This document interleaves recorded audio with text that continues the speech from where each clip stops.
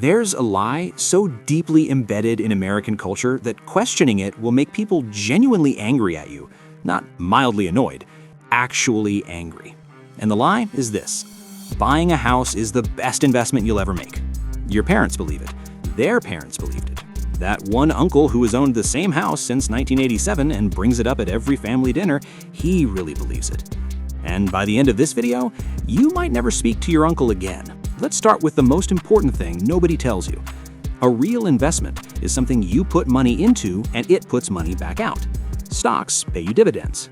Bonds pay you interest. A rental property pays you rent every single month while you sit on your couch watching Netflix. Notice what all of these have in common. They pay you. Now let's talk about your house. Your house wakes up every single morning with one goal: to take money from you. Mortgage payment, property taxes, home insurance, maintenance, repairs, and that one completely random Tuesday where your water heater looks you dead in the eyes and submits its resignation letter. Your house is not an investment.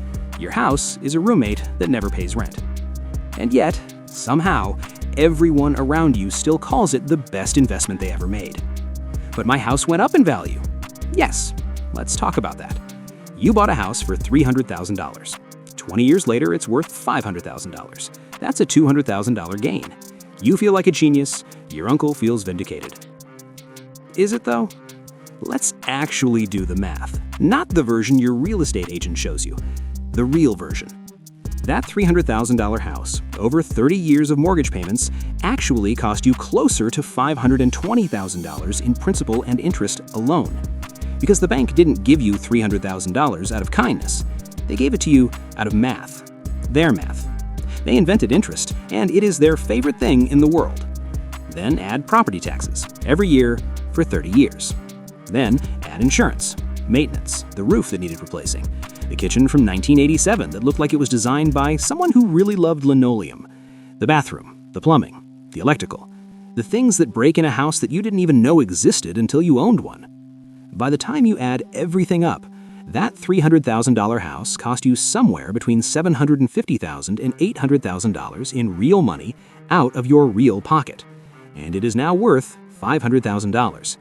That is not an investment. That is an expensive place to keep your stuff. Congratulations. Now, here is the part that should actually keep you up at night. Forget the house for a second. Imagine instead of that $60,000 down payment going into a house, it went into a simple S&P 500 index fund.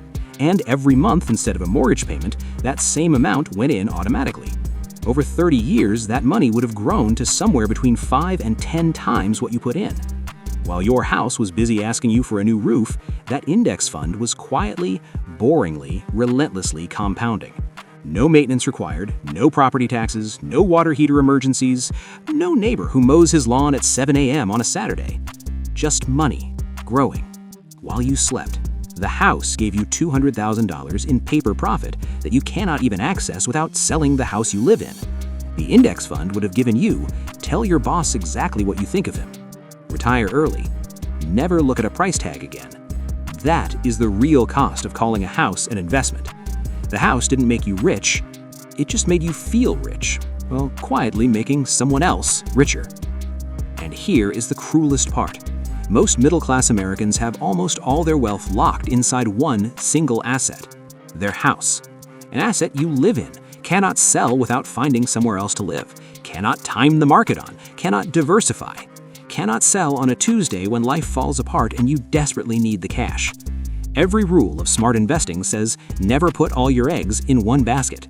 And yet, the entire American dream is essentially, here is one basket. Put every egg you have into it. Spend 30 years paying for it. Call it an investment. Retire at 67, wondering where all the money went. That is not a wealth building strategy. That is a wealth trap wearing a white picket fence. So, should you never buy a house? Buy a house, absolutely buy a house. Buy a house for stability, for your family, for roots, for the feeling of something that is truly yours. Just never buy it because someone called it an investment. Because now you know, it isn't.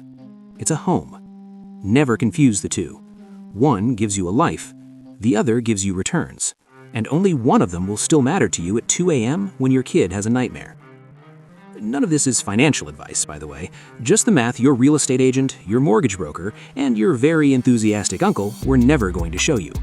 Because unlike all three of them, I don't get paid when you sign the dotted line. Subscribe, it's free. Unlike your mortgage, unlike your property taxes, unlike your water heater that just submitted its resignation letter. Part 2 is coming. Rent versus buy. When does buying actually win? When does renting actually build more wealth? And the answer might make you want to call your landlord and say thank you. Or it might make you want to finally buy that house. Either way, you will never make this decision blindly again.